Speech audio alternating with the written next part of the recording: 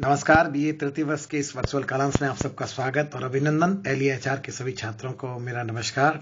और आप सब बहुत सुखी और प्रसन्न होंगे। इन दिनों कोरोना काल चल रहा है। आप उचित दूरी और सुरक्षा का ध्यान रखते हुए जीवन की गति को, विकास की गति को आगे बढ़ाएं और अभय होकर प्रगति के पथ पर पथारूढ़ हो। इन कामना के साथ मैं भारत भारती के आज इस कालांश में फिर बात करूंगा और आज का मेरा विषय होगा संगीत।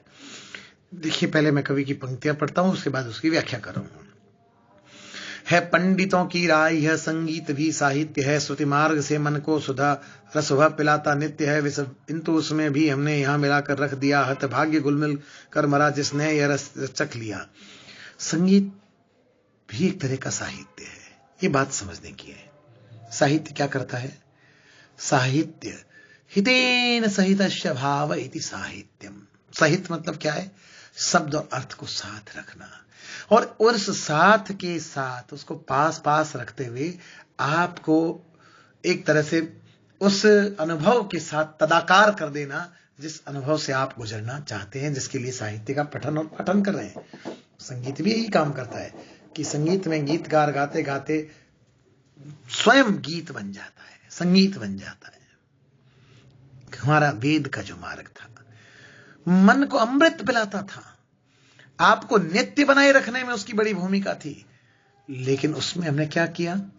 उस वैदिक साहित्य की जबरदस्त परंपरा को हमने ध्वस्त कर दिया। और वह जो सुदीर्घ परंपरा थी, जो कि हमारे पूर्वजों ने विनिर्मित की थी और जिस पर जीवन का भव्य भवन खड़ा था, उसको हमने एक तरह से उसकी नींव को चूल्हे हम नहीं ला दी। हतभाग्य घुल घुल कर मरा जिसने कि यह रस चख लिया। अब जो अमृत पी रहे थे उसको जहर दे दिया, तो उसका तो मरना तय है। वह पुष्पित पल्लवित नहीं होगा, उसका तो विनाश ही तय है। जो मंजुमानस में तरंगे था, उठा था भक्ति की, अब वह आग भड़काता संगीत विषयासक्ति की। हमने बने को भी बिगाड़ा, याद रखना है इसे। लो रम्य रूप रम्य रस में विष मिलाना, और कहते हैं किसे। देखिए, कवि ये कह रहा है, हमारा जो मानस था अत्यंत पवित्र, जहां सद्भाव, प्रेम, करुणा, सहकार, मानवता, दया, त्याग, इन सब की सामूहिक अभिव्यक्ति स्थली थी। हमने क्या किया?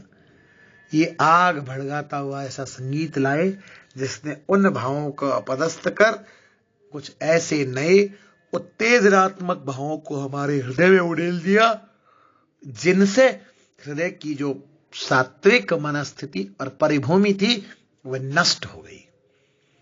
और हमने याद रखना है कि हमने अपने बने बनाए घर को उजाड़ लिया। हमने अपनी बनी बनाई सभ्यता और संस्कृति के भव्य भवन को धूल धूसरित करने की कोशिश की है।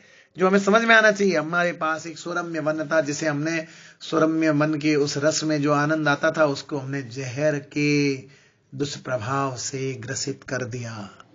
इसकी जिम्मेदारी हमारी है, उसकी नहीं है। संगीत में जब से मदन की पूर्ति अंकित हो गई, वह भावुकों की भक्ति वाणी भी कल, वो जो भक्ति का भाव था उसकी जगह मदन की उपासना आ गई। वो जो भक्ति की बात थी उसकी जगह मदनोत्सव होने शुरू हो गए। करते प्रकट थे हाय वे जिससे अन्यों उपासना, और भी फिर किसी अन्य की उपासना में, जो हम परमात्मा की उपासना करते थे वो देह की उपासना में आ गए।